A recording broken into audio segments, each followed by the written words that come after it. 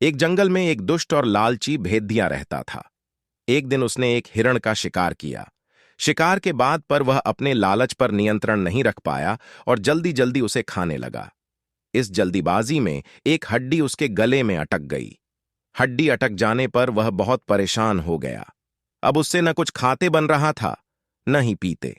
उसने बहुत कोशिश की कि किसी तरह हड्डी उसके गले से निकल जाए, लेकिन सारी कोशिश बेकार गई। अंत में उसने किसी से सहायता लेने का विचार किया। वह सोचने लगा कि ऐसा कौन है जो उसके गले से हड्डी का टुकड़ा निकाल सकता है। कुछ देर सोचने पर उसे सारस का ध्यान आया। सारस की लंबी गर्दन और चोंच थी। वह उसके मुंह में अपनी चोंच घुसाकर आसानी से हड्डी निकाल सकता था। बिना देर किए भेदिया सारस के पास पहुंचा और बोला, सारस भाई, मेरे गले में एक हड्डी अटक गई है। क्या तुम अपनी चोंच से वो हड्डी निकाल दोगे? मैं तुम्हारा बहुत एहसानमंद रहूंगा और तुम्हें उचित इनाम भी दूंगा। सारस पहले तो भेदिये के मुंह में अपनी चोंच डालने से डरा, लेकिन बाद वे उसे भेदिये पर दया आ गया और वह तैयार हो गया।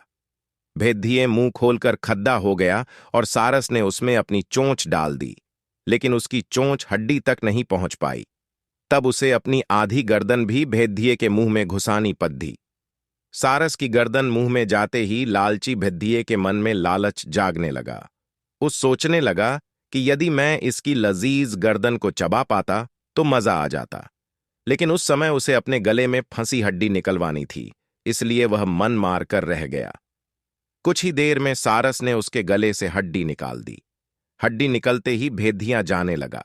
न उसने सारस को धन्यवाद दिया, न ही इनाम। सारस ने उसे रोककर कहा, मेरा इनाम कहाँ है? तुमने कहा था कि तुम इस काम के बदले मुझे इनाम दोगे।